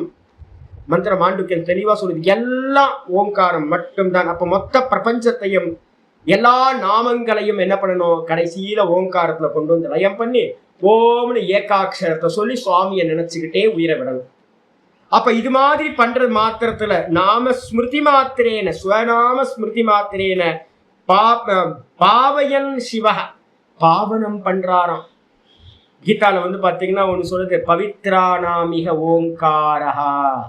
கீதால ஒரு ஸ்லோகத்துல வந்து பாத்தீங்கன்னா சொல்ற, பவித்ரானாமிக ஓங்காரக, பவித்திரம் பண்ணக்கூடியவைகள் நிறைய இருக்கு. டெய்லி நம்ம என்ன பண்றோம், ஸ்நானம் பண்ணிக்கிட்டே இருக்கிறோம், சோப் போட்டு ஸ்நானம் பண்ணிக்கிட்டே இருக்கிறோம். அப்புறம் தீர்த்தங்கள்லாம் போய் வந்து பாத்தீங்கன்னா பாப்பம் போகட்டும் அப்படின்னு தீர்த்தங்கள்லாம் ஸ்நானம் பண்றோம். ஆனாலும் வந்து பாத்தீங்கன்னா பவித்திரம் பண்ணக்கூடியவைகளில் நான் ஓங்காரமாக இருக்கின்றேன் அப்படின்ற. அப்போ ஓங்காரம் தான் இந்த உலகத்துல பவித்திரம் பண்ணக்கூடியவைகள்ல ரொம்ப சிரேஷ்டமானது. அப்ப சுவாமியோட நாமத்தை வந்து பாத்தீங்கன்னா சுவாமியையும் நினைச்சுக்கிட்டே ஓங்காரத்தை சொல்றதுனால என்ன ஆகும் அப்படின்னா, பாவையன் அப்படின்னா சுத்தப்படுத்துறவரா இருக்கார் சுவாமி. அதனால சுவாமி வந்து பாத்தீங்கன்னா மங்களத்தை கொடுக்கிறார். மெதுவா சுத்தப்படுத்தி அகாரத்தை உக்காரத்துல லயம் பண்ணி, உக்காரத்தை மகாரத்துல லயம் பண்ணி, மகாரத்தையும் எரேஸ் பண்ணி வெறும் சொருப மாத்திரமான ஸ்திதியை நமக்கு கொடுக்கிறார். அதனால சுவாமிக்கு பேரு சிவஹா அத்வைதா மங்களமானவர் அப்படின்னு பேரு. அதுக்கப்புறம் ஆச்சாரியர் சொல்றாரு, இது நாம் ஷஷ்டம் சதம் விவ்ருதம். இது நாம் என்ன அர்த்தம், இது சகசிரநாம். இந்த 1000 நாமங்களை சொல்றதுல ஷஷ்டம் சதம் 600 600 நாமாஸ் வந்து பாத்தீங்கன்னா என்ன பண்ணிச்சு, விவ்ரதம் வியாக்கியானம் செய்யப்பட்டது. 600 நாமத்தை முடிச்சிட்டோம். வந்தாச்சு. இப்பதான் கிளாஸ் ஆரம்பிச்சோம், ரீஸ்டார்ட் பண்ணணும்னு 100 நாமம் போயிடுச்சு. பரவாயில்ல, இன்னும் ஒரு 400 நாமம் தான். 601வது நாமம் ஆரம்பிக்குது. ஸ்ரீவத்ச வக்ஷாஹா அப்படின்னு பேரு. 601வது நாமம். ஸ்ரீவத்ச அப்படின்னா என்ன அர்த்தம், சின்னத்துக்கு பேரு. ஸ்ரீவத்சம் அப்படின்றது லக்ஷ்மியோட சின்னம். அந்த சின்னத்தை வந்து பாத்தீங்கன்னா வக்ஷம் அப்படின்னா ஹார்ட் இருக்க பிளேஸ், நெஞ்சு, மார்பு. இந்த மார்புல வந்து பாத்தீங்கன்னா அது இடது மார்பு. அந்த இடது மார்புல சுவாமி என்ன பண்றார், லெப்ட் சைட்ல வந்து ஹிருதயம் இருக்கிறதுக்கு இடத்துல வந்து சுவாமி என்ன பண்றார், அந்த வக்ஷஸ்தானம் பேரு, அதுல வந்து ஸ்ரீவத்சமா லக்ஷ்மியை தாங்கிக்கிட்டு இருக்கார். ஆச்சாரியர் சொல்றார், ஸ்ரீவத்ச சம்யம். ஸ்ரீவத்ச சம்யம், சம்யம்னா பேரு. ஸ்ரீவத்சம் என்ற பெயரை உடைய சின்னம். சின்னம்னு என்ன அர்த்தம், ஒரு மறு மாதிரி இருக்கும். சில பேருக்கு வந்து பாத்தீங்கன்னா இந்த உடம்புல எல்லாம் எதையாவது காயப்பட்டு அப்படியே தடிச்சு போயிடும் தெரியுங்களா உங்களுக்கு. எங்கேயாவது முன்னாடி காலத்துல வந்து பாத்தீங்கன்னா ஏதாவது காயப்பட்டிருக்கும் சின்ன வயசுல, அது மெதுவா கம்ப்ளீட் ஆயிருக்கும். ஆனா அது வந்து பாத்தீங்கன்னா சரீரத்துல இருந்து கொஞ்சம் எம்போஸ் ஆயிருக்கும் உங்களுக்கு. தழும்பு வந்து சரீரத்தோட இருக்கிற தழும்பு இல்லாம சரீரத்துல இருந்து கொஞ்சம் மேல வந்திருக்கும். தடவி பார்த்தா சரீரத்துல இருந்து மேல வந்திருக்கும். தழும்பு தான் சொல்லுவோம், தழும்பு தான். ஆனா அது வந்து பாத்தீங்கன்னா வெளில தெரியும். ஆமா, வெளியில வந்த மாதிரி இருக்கும்ல. இது மாதிரி சுவாமிக்கு வந்து பாத்தீங்கன்னா சுவாமியோட மார்புல ஸ்ரீவத்சம் வந்து பாத்தீங்கன்னா மருவாவே இருக்குன்னு சொல்லுவோம். மருனா அந்த தழும்பாவே இருக்கு. அதுக்கு பேரு சின்னம்னு பேரு, ஸ்ரீவத்ச சின்னம். ஸ்ரீவத்சம் என்ற பெயரை உடைய சின்னம் அஸ்ய வக்ஷசி, அவருடைய மார்புல இருக்கிறதுனால, ஸ்திதம் இதி, மார்புல வந்து நிலை பெற்று இருக்கிறதுனால சுவாமிக்கு பேரு ஸ்ரீவத்ச வக்ஷாஹா அப்படின்னு பேரு. ஸ்ரீவத்ச சின்னத்தை மார்பில் தாங்கியவர் அப்படின்னு அர்த்தம். அதுக்கப்புறம் 602வது நாமம் ஸ்ரீவாசக. இன்னைக்கு காலையில நம்ம வந்து பார்த்தோம்ல, காலையில யோக சூத்திரத்துல பார்த்துக்கிட்டு இருக்கோம். சப்த அர்த்த பிரத்யம் 3 சொல்லிட்டு இருக்கோம் பாத்தீங்களா. இப்ப என்ன பண்ணிட்டு இருக்கோம், நம்ம சப்தத்துக்கு அர்த்தம் பண்ணிக்கிட்டு இருக்கோம். அப்போ வந்து பாத்தீங்கன்னா இதுல யாருக்காவது ஏதாவது ஒரு நாமம் வந்து பாத்தீங்கன்னா பிடிச்சு போயிடும். நான் வந்து பாத்தீங்கன்னா ஒரு காலத்துல எனக்கு வாயை திறந்தாவே வந்து பாத்தீங்கன்னா வாசுதேவா வாசுதேவா வாசுதேவா தான் வரும். நான் வந்து பாத்தீங்கன்னா எத்தனை முறை சொல்லியிருப்பேன் அப்படின்னு கேட்டீங்கன்னா, இப்பதான் வந்து பாத்தீங்கன்னா கொஞ்சமா வாசுதேவன் வந்து நாராயணனுக்கு வந்துட்டேன். இப்போ ரொம்ப கம்மியாகி போச்சு நாம சொல்றது. முன்னாடி வந்து பாத்தீங்கன்னா 10 வார்த்தை பேசணும்னா அதுல வந்து 5 வார்த்தை வந்து பாத்தீங்கன்னா வாசுதேவா வாசுதேவா வாசுதேவான்னு எப்பவும் வாசுதேவா வாசுதேவா வாசுதேவா சொல்லிக்கிட்டே இருக்கிறது. எனக்கு அந்த வாசுதேவன்ற நாமத்து மேல என்ன ஆகி போச்சு அப்படின்னு கேட்டு ஒரு பெரிய காதல். வாசுதேவன்றது எது, சுத்த பிரம்மத்தை குறிக்கிறது. வாசனா அது வாசுதேவஸ்ய வாசிதம் துவனத்திரையும் வாசுதேவ நமோஸ்தேவன் பின்னாடி வரப்போகுது. அப்போ வந்து பாத்தீங்கன்னா அந்த வாசுதேவன் வந்து பாத்தீங்கன்னா விராட்டும் அவர் தான், ஹிரண்யகர்பரும் அந்த வாசுதேவனுக்கு அர்த்தம். அதே நேரத்துல சுத்த பிரம்மத்துக்கும் வந்து பாத்தீங்கன்னா வாசுதேவன் அர்த்தம். அப்போ ஒரு நாமத்தை திரும்ப திரும்ப திரும்ப திரும்ப ஆவர்த்தி பண்ண பண்ண பண்ண என்ன ஆகும், முதல்ல வந்து சப்தம், அந்த சப்தம் வந்து பார்த்தீங்கன்னா மெதுவா மெதுவா சொல்ல சொல்ல சொல்ல சொல்ல என்ன பண்ணும், அர்த்தத்துல கொண்டு போய் சேர்க்கும். அப்புறம் அர்த்தமே தெரியாது. ஏதோ வாசுதேவன் மேல எனக்கு ஒரு கிரேஸ் அந்த நாமத்து மேல. அதனால வந்து பார்த்தீங்கன்னா உள்ளுக்குள்ளார எனக்கு ஒரு பிரியம் இருந்ததுனால சொல்லிக்கிட்டே இருந்தேன். அதுக்கப்புறம் அது மெதுவா மெதுவா என்ன பண்ணுச்சு, அர்த்தத்தை கொண்டுட்டு வந்து என்கிட்ட சேர்த்துருச்சு. கொண்டு வந்து வேதாந்தத்தோட அர்த்தம் தான் வாசுதேவன், சுத்த பிரம்மத்தோட தத்துவம். விராட்டையும் இரண்ய கர்ப்பனையும் ஈஸ்வரனையும் சதுர்வியுகம்னு சொல்றோம்ல. அப்ப எல்லாத்தோட அர்த்தத்தையும் வந்து பாத்தீங்கன்னா அந்த வாசுதேவனோட ஸ்மரணம் வந்து எனக்கு கொண்டு வந்து கொடுத்துருச்சு, அர்த்தத்தை கொடுத்துருச்சு. இனிமே எங்க போகணும், உள்ளுக்குள்ளார ஞானமும் ஆயிடுச்சு. இனிமே பாவிக்கிறது நடக்குது. அப்ப அதனால வந்து பாத்தீங்கன்னா சுவாமியோட அந்த நாமத்தை வந்து பாத்தீங்கன்னா நம்ம சொல்லிக்கிட்டே இருக்கிறது. இப்ப அர்த்த சிந்தனம் பண்றோம் இல்ல, ஒவ்வொன்றுத்துக்கும் மீனிங் பார்த்துக்கிட்டே வரவே சப்தம் அர்த்தம் சப்தம் அர்த்தம். இது ஒரு உபாசனை. ஏதாவது ஒரு நாமத்தை எடுத்துக்கிட்டு என்ன பண்ணலாம், நம்ம அதுல ஆவர்த்தி பண்ண பண்ண பண்ண அனுகிரகம் கிடைக்க ஆரம்பிச்சோம். ஏதாவது ஒரு நாமம், 1000 நாமத்துல ஏதாவது. இல்ல சுவாமி எனக்கு ஓங்காரம் போதும் சுவாமி, போதும், ஓங்காரத்தையும் சொல்லிட்டு இருக்க. இதுக்கப்புறம் ஆச்சாரிய சொல்றாரு ஸ்ரீவாசகன என்ன அர்த்தம். ஸ்ரீவாசகன்றதுக்கு அர்த்தம் ஆச்சாரிய சொல்றாரு அஸ்ய வக்ஷசி. அஸ்யனா பகவானோட மார்புல ஸ்ரீர் அனபாயினி வசதி. ஸ்ரீ வந்து பாத்தீங்கன்னா லக்ஷ்மி, லக்ஷ்மி தேவி என்ன பண்றாங்க அப்படின்னா அனபாயினி அப்படின்னா நீங்காதவளாக. சுவாமியை விட்டு வந்து பாத்தீங்கன்னா இந்த ஸ்ரீ வந்து பாத்தீங்கன்னா நீங்கவே நீங்க மாட்டேன்றாலாம். சதா நித்தியம் வந்து பாத்தீங்கன்னா சுவாமியோட நீங்காமல் அவருடைய மார்புலையே வாசம் பண்றதுனால இது சுவாமிக்கு பேர் வந்து ஸ்ரீ வாசக அப்படின்னு பேர். ஸ்ரீ வசிக்கும் இடம், லக்ஷ்மி வசிக்கும் இடமா சுவாமி இருக்கார் அப்படின்னு. இதுக்கு அடுத்தது வந்து பாத்தீங்கன்னா இதை எங்க எடுத்துட்டு வரலாம், இது எங்க இருக்கு, மாயா சக்தி எங்க இருக்கு அப்படின்னு கேட்டீங்கன்னா அதனாலதான் கீதால சொல்லுவது மம மாயா. மம மாயா அப்படின்னும் போது அபின்ன சக்தி நம்ம சொல்றோம்ல. மெஜிஷியன் இருக்கக்கூடிய மேஜிக் வந்து எங்க இருக்கும், எங்க டப்பால போட்டு தனியா வச்சிருப்பானா, மாயாவி கிட்டதான் மாயா இருக்கும், மாயா சக்தி. தனியா தனியா செப்பரேட் ஆகிலாம் இருக்காது. தனியா நான் ஒரு டப்பால போட்டு என்னோட மாயா சக்தியை வச்சிருக்கேன் அப்படின்னு தனக்கு அந்நியமா அவர் வச்சிருக்க மாட்டார். மெஜிஷியன்ட்ட வந்து நீங்காமல் அந்த மாயா சக்தி வந்து பாத்தீங்கன்னா அபின்னமா இருக்கும். அதே மாதிரி தான் இங்கேயும் சுவாமி வந்து பாத்தீங்க அப்படின்னா சுத்த நிர்குண நிராகாரம். அவரிடத்துல வந்து இந்த மாயா வந்து பாத்தீங்கன்னா வாசம் செய்கிறாள், நித்தியம் வாசம் செய்கிறவளா இருக்க. அதுக்கப்புறம் 603வது நாமம் ஸ்ரீபதிஹி. ஸ்ரீபதினா என்ன அர்த்தம், ஸ்ரீனா லக்ஷ்மி, பத்தினா என்ன அர்த்தம், கணவன், ஹஸ்பண்ட், தலைவன். அப்ப ஸ்ரீபதி அப்படின்னா ஸ்ரீயோட லக்ஷ்மியோட கணவன், லக்ஷ்மியோட ஹஸ்பண்டு அப்படின்னு அர்த்தம் எடுக்கணும். ஆச்சாரியார் சொல்றார் அமிர்த மதனே. எப்படி வந்து ஸ்ரீ எப்படி உண்டான, லக்ஷ்மி எப்படி வந்தான்னு ஒரு கதை சொல்லணும்ல. ஆச்சாரியார் சொல்றார் அமிர்த மதனே, அமிர்தம் கடையின்றாங்கல்ல. பார்க்கடல்ல வந்து பாத்தீங்கன்னா தேவர்களும் அசுரர்களும் வாசுகின்ற இதை வச்சுக்கிட்டு என்ன பண்ணாங்க, கயிறு மாதிரி ஆக்கிக்கிட்டு கடைஞ்சாங்க. அப்படி கடையும் போது வந்து பாத்தீங்கன்னா ஆழகால விஷம் முதல்ல வந்துச்சு. ஆமா, வாசுகியை போட்டு கடைஞ்சா என்ன வரும், விஷம் தானே முதல்ல வரும். அந்த அந்த விஷம் வந்தோடனே யாரு, நீலகண்டரை கூப்பிட்டு, சுவாமி சிவபெருமானை கூப்பிட்டு என்ன பண்ணாங்க, சாமி சாமி பெரிய விஷம் வந்திருக்கு, நாங்கெல்லாம் செத்து போயிடுவோம் போல இருக்கு அப்படின்னா ஒன்றும் கவலைப்படாதீங்கன்னு அனுகிரகம் பண்றேன்னு அந்த எல்லா விஷத்தையும் எடுத்து என்ன பண்ணாரு, அவர் வாயில விட்டார். வாயில விட்டோட அந்த விஷம்லாம் போய் வந்து பாத்தீங்கன்னா அவரோட கண்டத்துல வந்து பாத்தீங்கன்னா தங்கி போச்சு. அதனால அவருக்கு பேர் என்ன பேரு, நீலகண்டன் அப்படின்னு பேரு.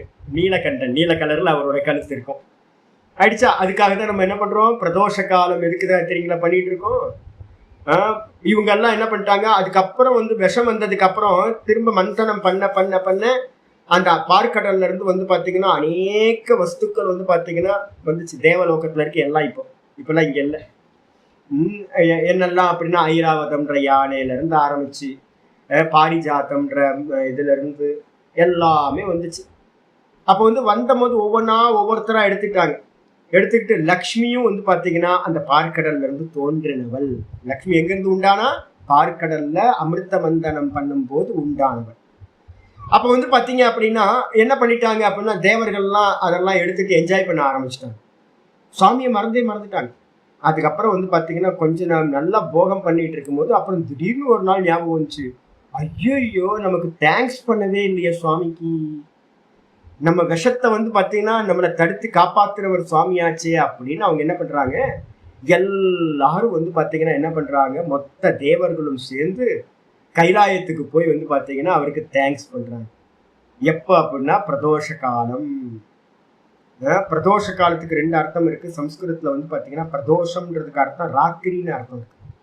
பிரதோஷம்னு என்ன அர்த்தம்? அவ்விய பதம், அது ராத்திரி. அதே நேரத்துல இன்னொரு சப்தம் இருக்கு, என்னன்னு கேட்டீங்கன்னா பிரகிருஷ்ட ரூபேன தோஷம்.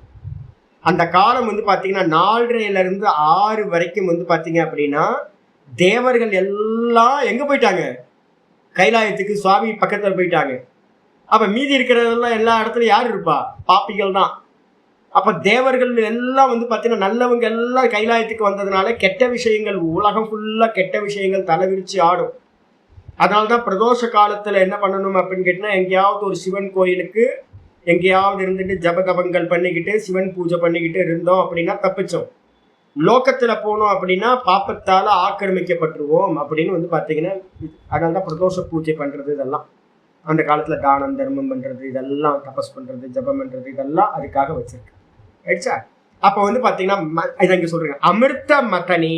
அமிர்தத்தை வந்து பாத்தீங்கன்னா மந்தனம் பண்ணும்போது, அமிர்தத்தை கடையும் போது சர்வானு சுர அசுராதீனு, எல்லா சுரர்கள், சுரர்கள்னா தேவர்கள், அசுரர்கள்னா அசுரர்கள் தான்.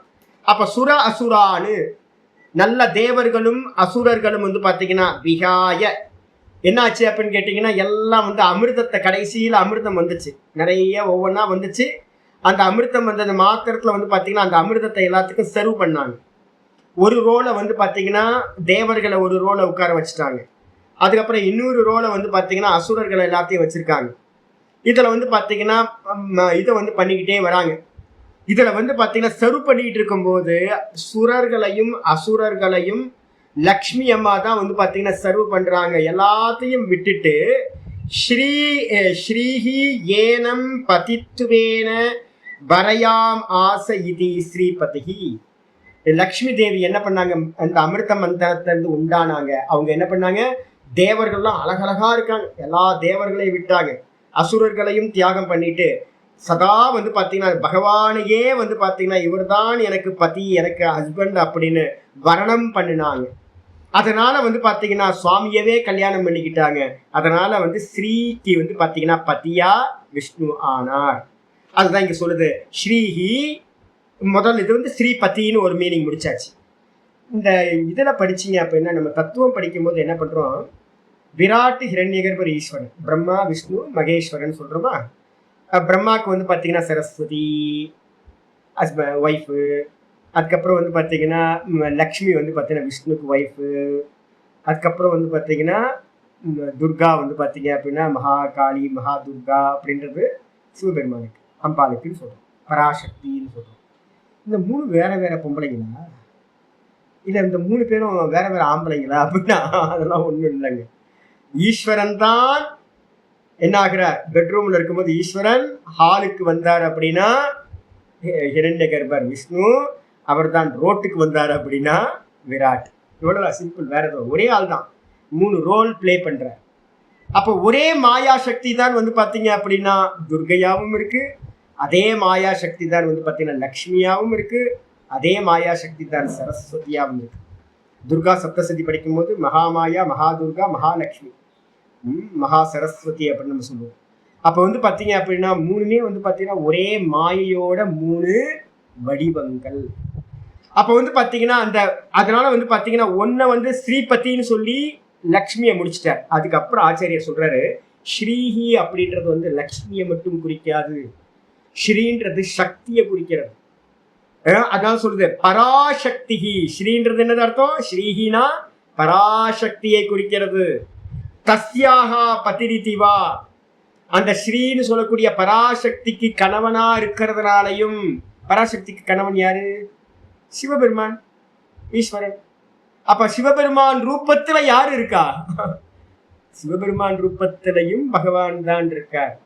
அதனால வந்து பாத்தீங்க அப்படின்னா அவருக்கு பேர் சிவபெருமான் ரூபத்துல பகவான் இருக்கிறதுனால ஸ்ரீபதினு பராசக்தியோட ஹஸ்பண்டுன்னு அர்த்தம் எடுக்கலாம், லக்ஷ்மியோட ஹஸ்பண்ட் அப்படின்னு அர்த்தம் எடுக்கலாம். அதுக்கப்புறம் பராசிய சக்திர் விவிதைவ சூயதே, ஸ்வேதஸ்வதர உபனிஷத்துல ஒரு மந்திரம் இருக்கு. பராசிய சக்தி, அந்த பரபிரமத்தோட சக்தி பரபிரம்மத்தோட அபின்ன சக்தியா இருக்கிற இந்த பராசக்தி இருக்காளே மாயா, அவள் தான் வந்து பாத்தீங்கன்னா விவிதைவ சுரூயத்தே, இந்த உலகத்துல இருக்கிற எல்லா எனர்ஜியும் என்ன அப்படின்னு கேட்டீங்கன்னா அவள் தான் விதவிதமாக இருக்கிறாள். சரி, இந்த பராசக்தி எப்படி வெளிப்படுறா அப்படின்னு கேட்டீங்கன்னா பிராணசக்தி பரா தேவதா. சுத்த பிரம்மத்துல இருந்து இந்த மாயையோட சேரும் போது ஒரு சக்தி உண்டாகுது. அதுதான் அந்த சக்திக்கு பேர் தான் பிராணன். அந்த பிராணசக்தி தான் வந்து பாத்தீங்கன்னா இப்ப நான் பேசுறேன், வியாக்கியானம் பண்றேன், இன்னொருத்தர் பாடுறார், இன்னொருத்தர் வந்து பாத்தீங்கன்னா ஹார்ட் ஒர்க் பண்றார், ஒருத்தர் வந்து பாத்தீங்க அப்படின்னா வாலிபால் விளையாடுறாரு, ஒருத்தர் கிரிக்கெட் விளையாடுறாரு, ஒருத்தர் வந்து பாத்தீங்கன்னா அத்லெட்ல வந்து 100 மீட்டர்ஸ் வந்து இப்பதான் ஒன்று பார்த்துட்டு வந்தேன். ஒரு நீக்ரோ ஸ்திரீ வந்து பாத்தீங்கன்னா ஓடுறாங்க. என்ன எனர்ஜின்னு நினைக்கிறீங்க? அப்பா, மின்னல் வேகத்தை ஓடுறாங்க. அங்கேயும் ஒரு பிராணசக்தி தேவைப்படுதா? அப்ப இந்த உலகத்துல இருக்கிற எல்லா எனர்ஜியும் என்ன அப்படின்னு கேட்டீங்கன்னா பிராணசக்தி. அந்த பிராணசக்திக்கு பேர் தான் பராசக்தின்னு பேரு. நம்ம வந்து எங்கேயாவது இது பண்ணும்போது பிராண பிரதிஷ்டான்னு ஒண்ணு பண்ணுவாங்க தெரியுங்களா? இப்ப தேவதைகள்கிட்ட வந்து பாத்தீங்கன்னா ஒரு சின்ன பூஜை பண்ணும் போதும் ஆரம்பத்துல முதல் காரியமே பிராண பிரதிஷ்டான்னு பேரு. பிராணனை பிரதிஷ்டா பண்ணாம அது என்னது? Dead body. பிராணனை பிரதிஷ்டா பண்ணாதான் அந்த தேவதா வந்து உயிர் வந்துரும். அதான் உண்மையிலேயே சக்தி. அப்ப பிராணன் தான் சக்தி, பிராணன் தான் பராசக்தின்னு பேரு. அப்ப அந்த பிராணசக்தி தான் என்ன பண்ணிருக்கு? பராசிய சக்தி. அதுதான் வந்து பாத்தீங்கன்னா விவிதைவ சுரூயத்தை, அதுதான் இந்த உலகத்துல விதவிதமாக சொல்லப்படுகிறது. பிராணனோட விஸ்தாரம் தான் இந்த மொத்த பிரபஞ்சமும்.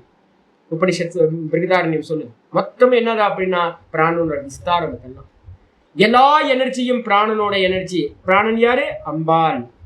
பிராணனை வந்து பாத்தீங்கன்னா சக்தியா ஸ்திரீலிங்கத்துல சொன்னீங்கன்னா அம்பாள்னு சொல்லணும்.